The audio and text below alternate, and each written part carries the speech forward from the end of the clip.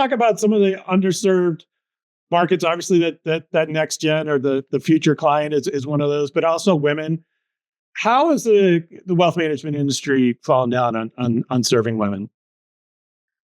This has been a topic I have done tons of research on, talked about for years. I've done full advisor roadshows, training people on how to connect with women. I have run very specific campaigns and transformations around specific use cases that matter to women.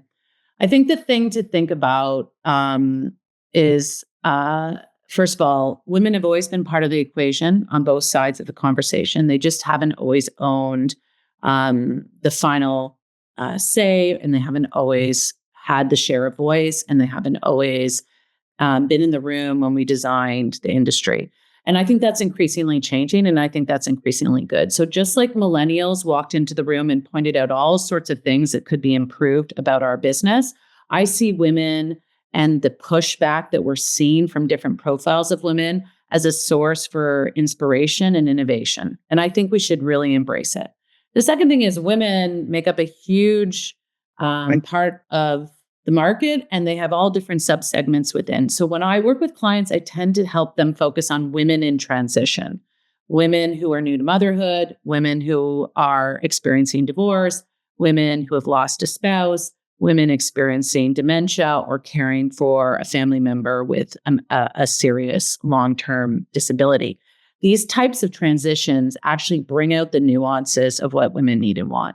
In general, we find women are much more interested in understanding and being understood, that they're much more interested in the outcome rather than the mechanics of money. That does not mean that they are not able to understand or looking for performance. It just means that what motivates them is what they can do with their money. What motivates them is who benefits from their relationship with wealth.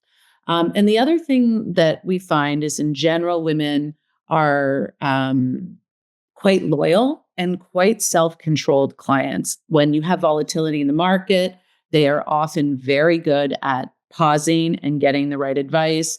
They tend to be less looking for the next bright, shiny investment, and they tend to really invest in the relationships they build. So this is great for our industry. The problem really has to be that we have some catch up to do. We need to help advisors do a better job of engaging with and listening to women all of the time, not just when they're in transition or not just when there's a new opportunity for that advisor. We need to increase the sort of partnership and social dynamic and the empathy in which we work with female clients. And doing that, it's not hard for great advisors to do that. By the way, they all do that. Like if you look at top performing advisors, they're wonderful with their female clients in almost all cases that I've observed. The trickiness here is scaling that and getting an entire workforce of advisors to do the right thing and not be transactional and not be rushed and not talk over. I think the other thing to understand, just in general, is the power dynamic of the industry is under pressure from all of the emerging investor demographics, including younger investors. This idea of advisor as access, advisor as expert, advisor as more in control of the outcome. That's being challenged by lots of demographics. That's part of what's created a disconnect with women. So the more we can help our industry, whether they're dedicated advisors or virtual advisors, or even enrich digital experiences, empower and partner and act more like a friend, coach, and part of a broader team with female investors, the more likely we are to win. Sounds like good advice just in general.